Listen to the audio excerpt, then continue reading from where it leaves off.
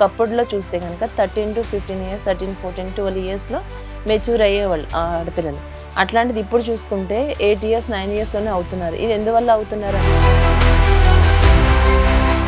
10 సంవత్సరాల తర్వాత నుంచి కనపడాల్సిన హార్మోన్స్ 4th, 5th year నుంచి ఎక్స్పోజ్ అయ్యేసరికి వాళ్ళు 8, 9 years వచ్చేసరికి పెద్ద మనిషిగా అటెండ్ అవుతున్నారు. సో ఇవన్నీ అవాయిడ్ చేయాలంటే పిల్లలకి ఎంత ఫుడ్ ఇవ్వాలి, పిల్లలు వద్దు నాకు చాలు అంటే అక్కడ మనం మదర్ ఒక బౌల్ రైస్ కలుపుతారు, బేబీ ఫోన్ చూసుకుంటే ఆ బౌల్ అయిపోతుంది, ఇంకేం చూస్తుంది ఫోన్ చూడడానికి, మళ్ళీ నోరు తెరుస్తారు, అమ్మ చాలా హ్యాపీగా ఉండి ఇంకొక బౌల్ రైస్ తీసుకొని వస్తుంది. సో మన స్టమక్ కూడా డిస్టెండ్ అవుతుంది. పిల్లలకు అప్పటి నుంచి ఒబెసిటీ లక్షణాలు మన ఇంట్లోనే మనం స్టార్ట్ చేస్తున్నాం. ఇప్పుడు రెగ్యులర్గా చూస్తూ ఉంటే పీరియడ్స్ పర్ఫెక్ట్గా రావడం లేదు. జనరల్గా 30 daysకి వన్స్ ఒకసారి రావడం జరుగుతుంది. ఇప్పుడు అట్లాంటివి చూసుకుంటే 3 months, 4 months తర్వాత రావటం, అది వచ్చినప్పుడు వీళ్ళు చాలా సఫర్ అవటం, భయంకరమైనటువంటి పెయిన్ అనుభవించడం, ఇవన్నీ మనం చూస్తున్నాం. ఇవి ఎందువల్ల జరుగుతుంది అంటారు? ఈ సిమ్టమ్స్ కనిపిస్తున్నాయి అంటే mother as well as the baby should be alerted. So అట్లాంటి ఇష్యూస్ లేని వాళ్ళకి యూజువల్లీ సంవత్సరం అయినా కానీ పీరియడ్ కొంచెం 2-3 monthsకి వచ్చినా దట్ ఈస్ నో ప్రాబ్లం. రాకపోవడానికి చాలా రీజన్స్లో మోస్ట్ కామన్ రీజన్ కొంతమందికి ఓవరీస్లో కూడా ప్రాబ్లం ఉంటాయి. లైక్ PCOD అనేది ఇప్పుడు చాలా మందికి వింటున్నాం.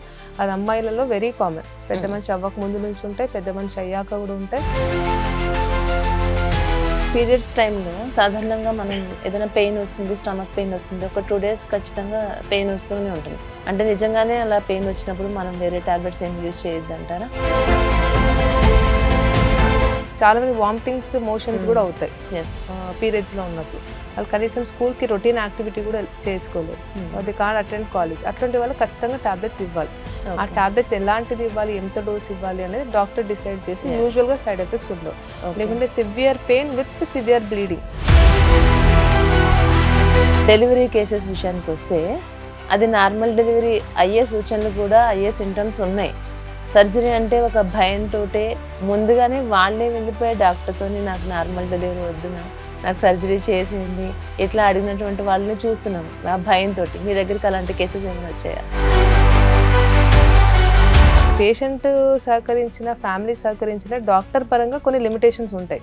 సో అట్లాంటి ఉన్న వాళ్ళకి మనం సీరియస్గా ట్రయల్ ఇవ్వలేము. బికాజ్ మనకు హెల్దీ మదర్ కావాలి, హెల్దీ బేబీ కావాలి. సీరియస్గా ట్రయల్ ఇచ్చి బేబీకి ఏదైనా ఇష్యూ అయినా, మదర్కి ఇష్యూ అయినా we are not justified. So risk factors ఉన్న వాళ్ళకి మనం ఎంతవరకు ట్రయల్ ఇవ్వగలుగుతాం అంతే ఇస్తాం. ఆ ట్రయల్ ఇచ్చే టైంలో మనకి ఇబ్బంది అనిపించింది.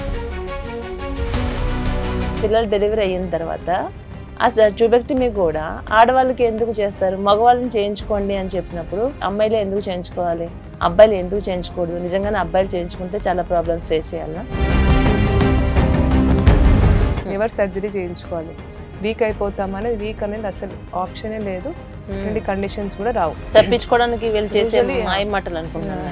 యూజువల్లీ మనం కట్ చేసేది వాస్ డిఫరెన్స్ అంటాం. అంటే చిన్న ఇన్సిషన్ లా కూడా మీకు కనిపించదు బయటికి. అండ్ యూజువల్గా next they can be discharge, day care procedure. సాయంత్రం 2 hours డిశ్చార్జ్ అయిపోతారు. ఒక 1 day రెస్ట్ కుంటారు. They can be doing routine works.